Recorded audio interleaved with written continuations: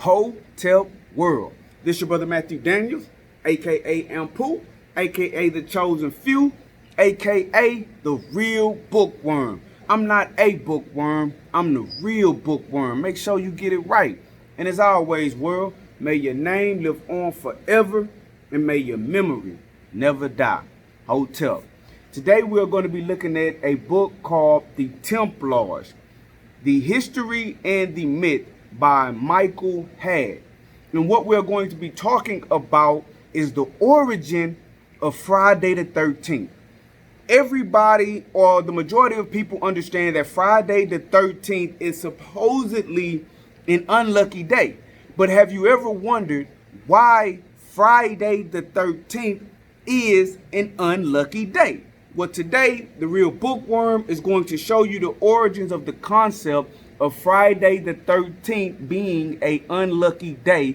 And I'm going to do that by delving into the book, The Templars, The History and the Myth. Now, before I go into the book, I'm going to basically tell you that the Templars were a religious organization of the past who were rounded up for charges of heresy, and they were rounded up on February the 13th. And it is from the heresy of the Templars, or the alleged heresy of the Templars, that we now today view Friday the 13th as an unlucky day, because that is the day that the Templars met their ultimate fate. So let's go into the book right now, and what we're first going to do is we're going to read some background information to give you guys some type of a concept of who and what the Templars are. This section is titled The Poor Fellow Soldiers of Christ and of the Temple of Solomon.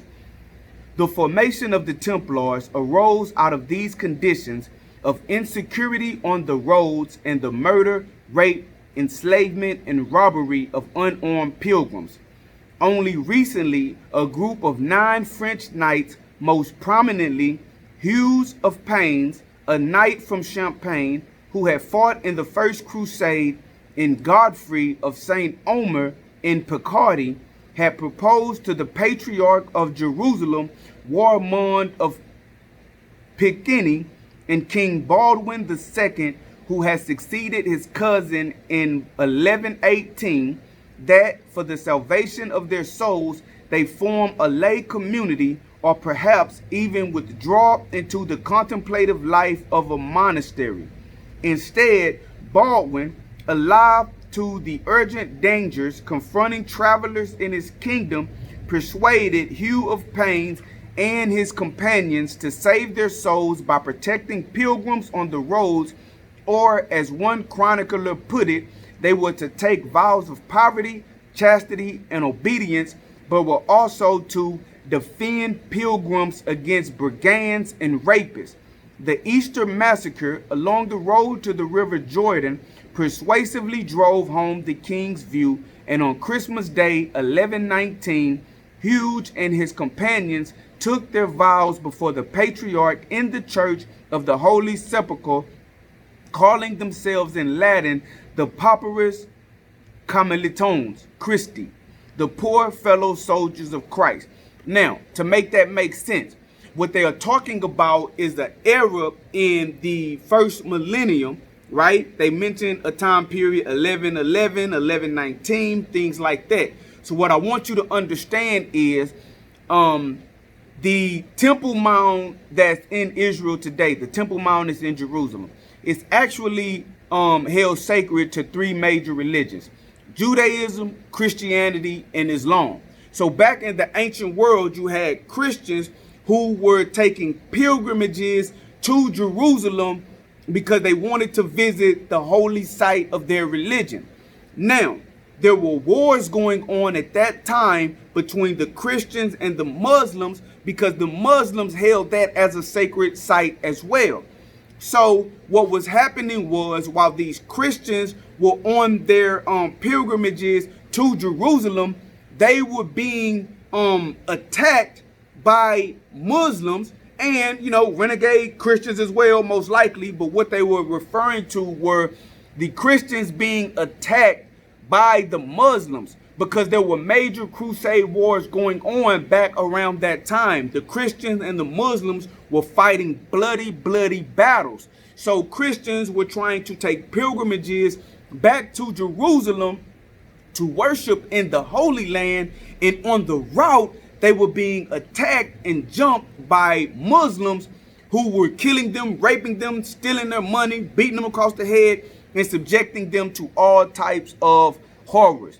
So this group, originally known as the Poor Fellow Soldiers of Christ, who would later become known as the Templars, were formed by a group of 9 individuals who wanted to devote their lives to securing safe passage from one spot to another on the road to Jerusalem. So they were basically like vanguards of the road that the pilgrims, and not the pilgrims of today, but the people that took the pilgrimage were taking.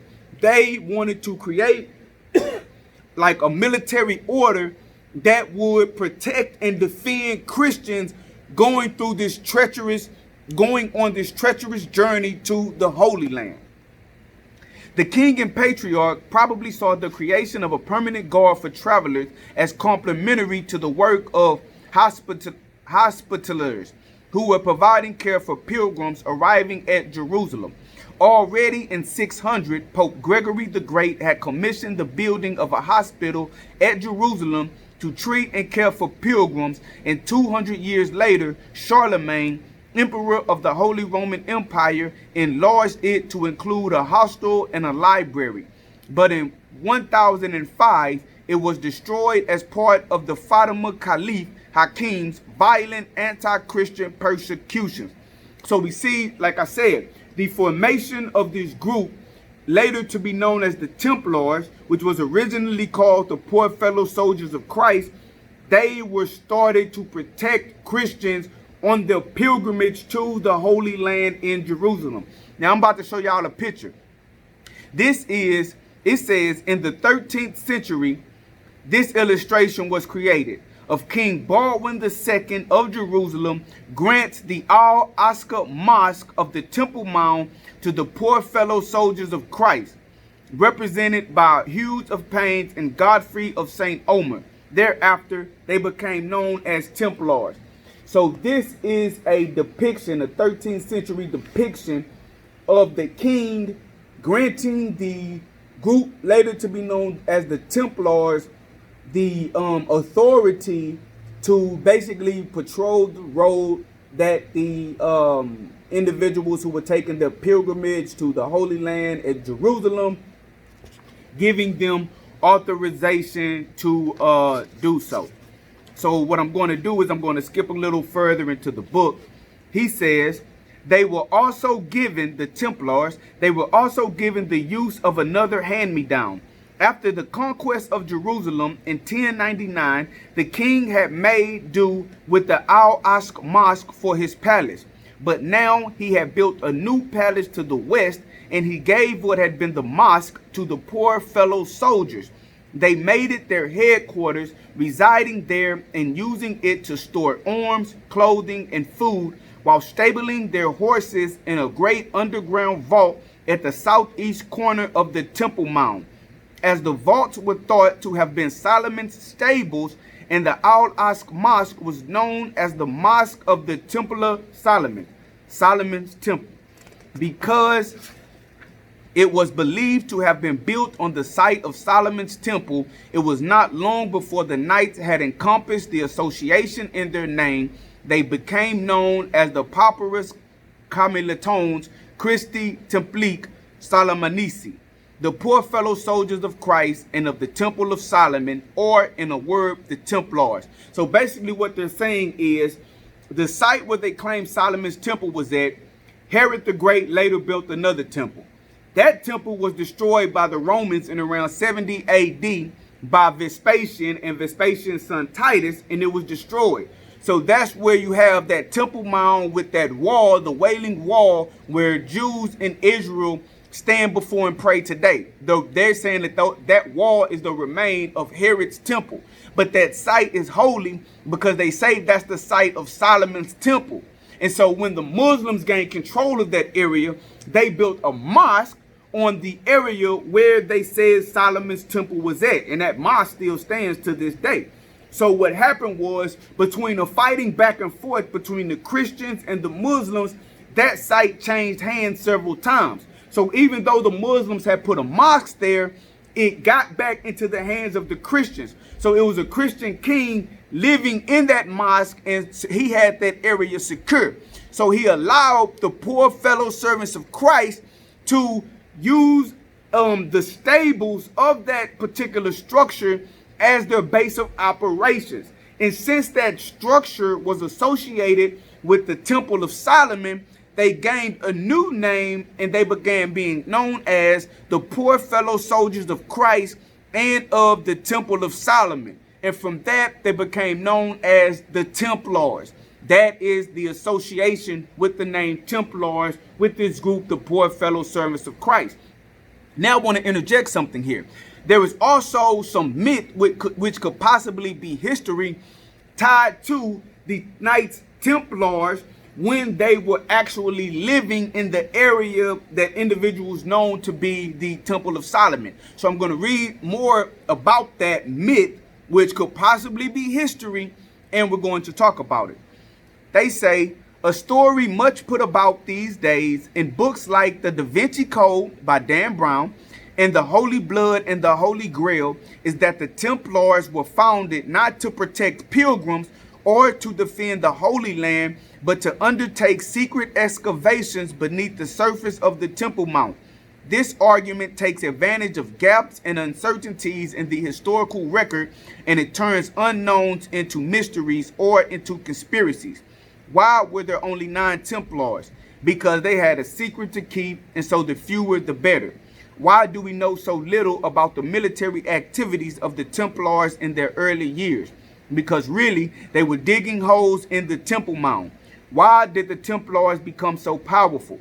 Because they found a huge treasure or discovered an explosive secret beneath the Temple Mount, which they used to blackmail the church.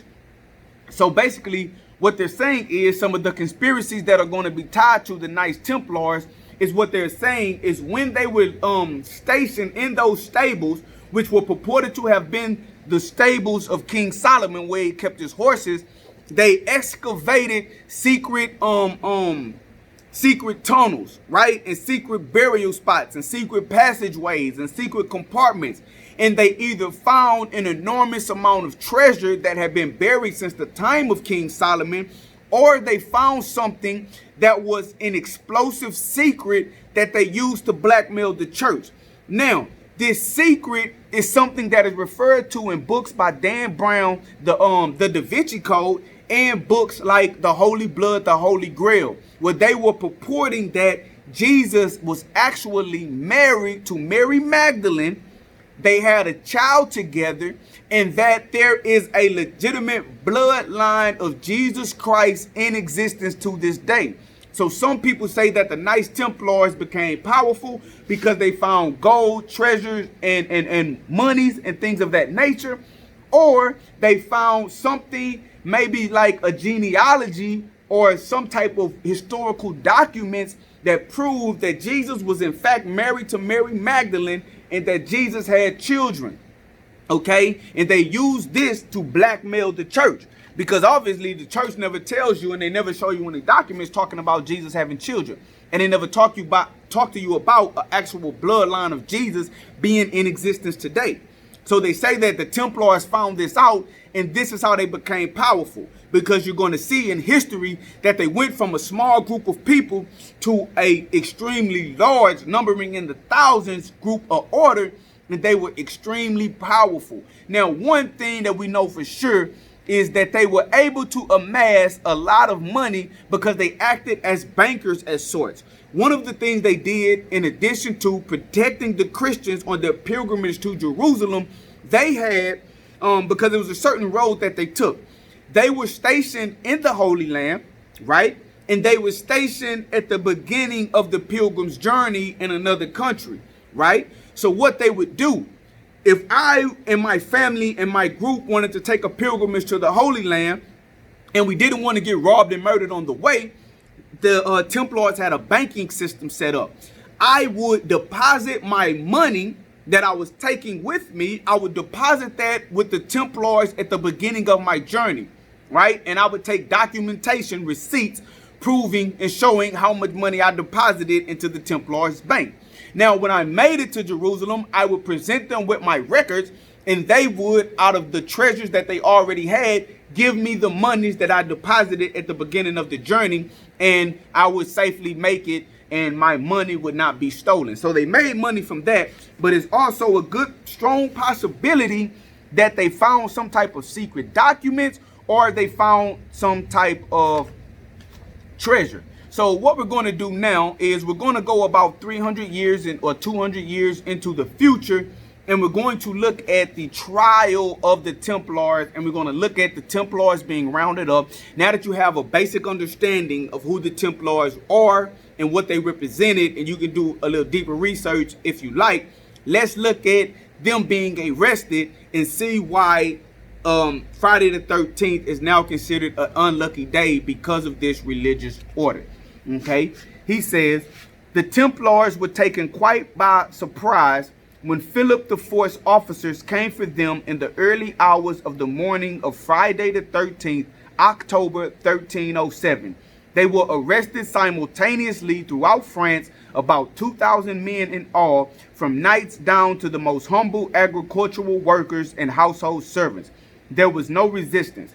Most of the Templars at this time were unarmed, and many were middle-aged or even elderly, and except for the Paris temple, their houses were unfortified.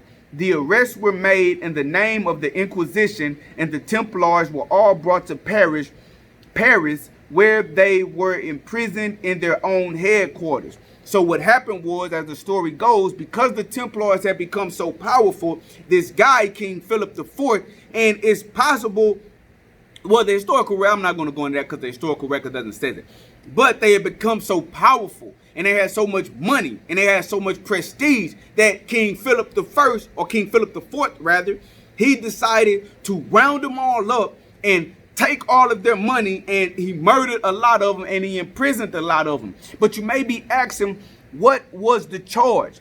The Templars were charged with heresy against the church. So what I want to do, I want to go into some of the charges that the Templars actually faced, and if time permits, I'm going to go into how they were actually punished. So the charges against the Templars, get this.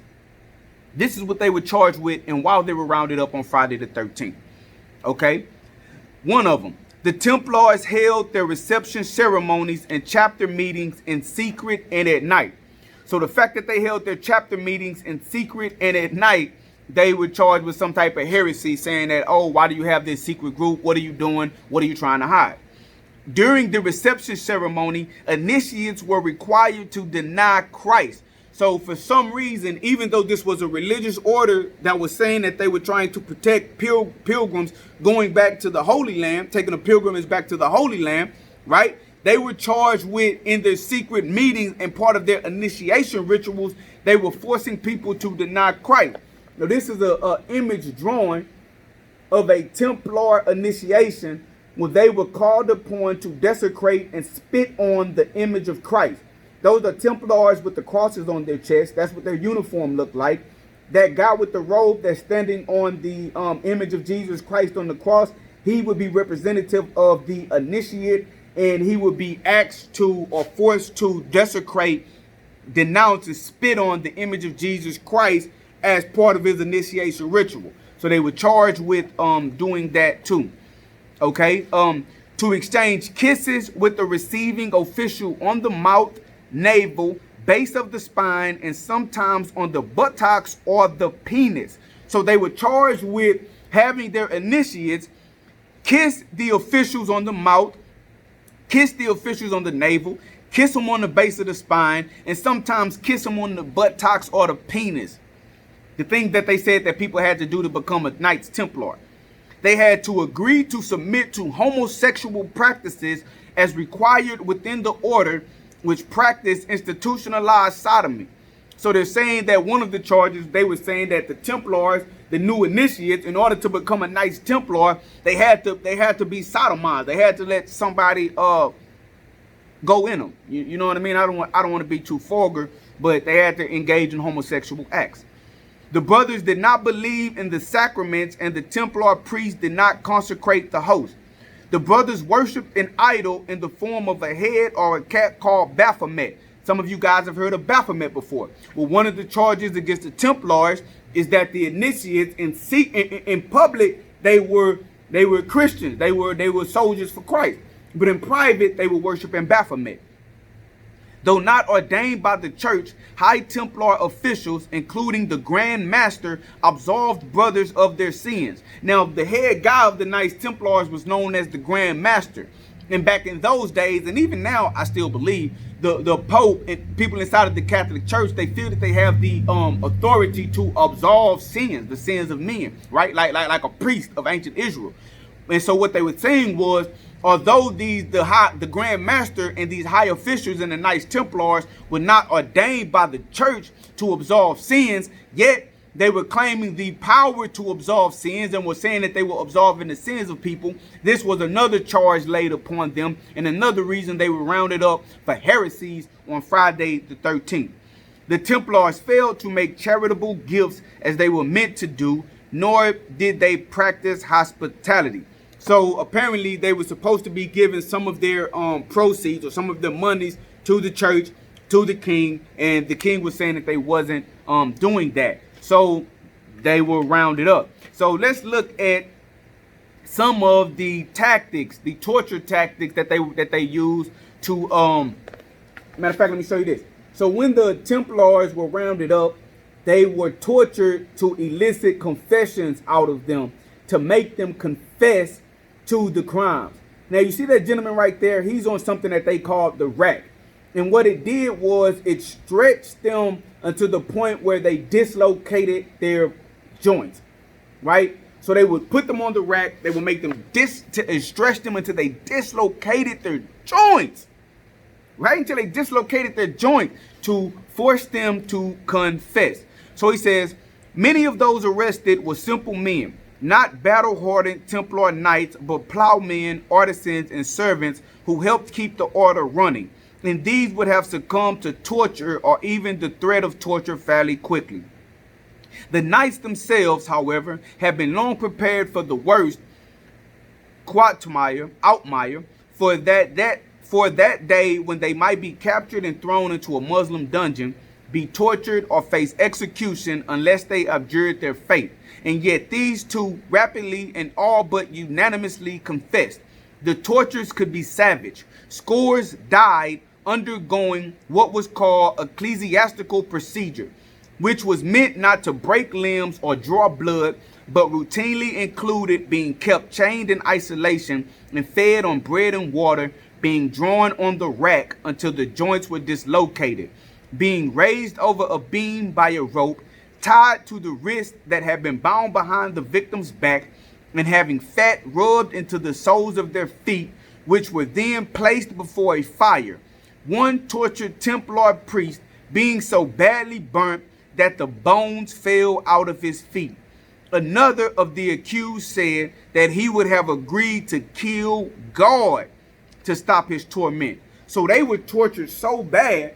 One of the Templars said that, man, look, in order to stop these tortures that they were imposing upon us, I would have agreed to kill God himself, right? They had their joints dislocated, they were beaten, they were chained up and isolated and fed bread and water. They had their hands tied behind their backs and they were strung up from their wrists and they were hung over fire. And they had fat pasted on the bottom of their feet, and they had the bottom of their feet just licked by the fire until they confessed to these heresies, until they confessed to the homosexual practices, the kissing on the buttocks and the penis, the spitting on the image of Christ.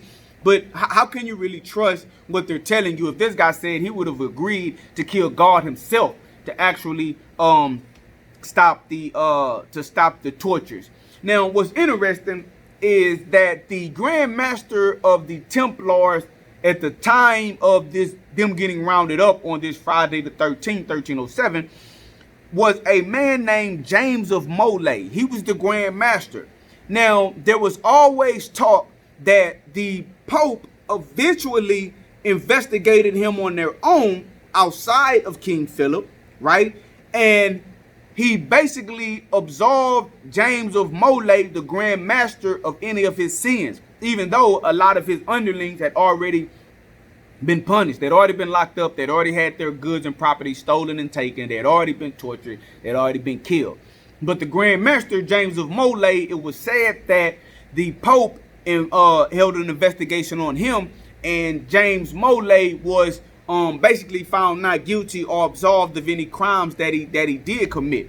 And so a lot of people thought that maybe that was just like a rumor for a long time, until this document was found in 2001.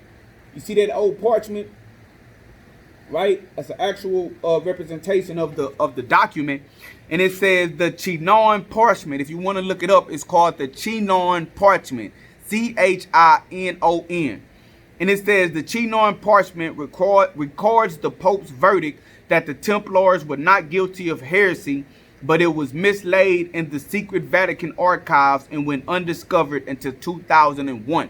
So they did not find this document where the Pope's official word was that the Templars did not commit any type of heresy, right? But they found this document in 2001, so now we actually have this document on record. So if you were ever wondering where the term Friday the 13th comes from, the term Friday the 13th, why it is considered an unlucky day, because it is the day that the Knights Templars were rounded up on charges of heresy and tortured, beat, murdered, and all of their goods were stolen. And who are the Knights Templars? The Knights Templars are a group that started during the age of the Crusades, the wars between the Christians and the Muslims.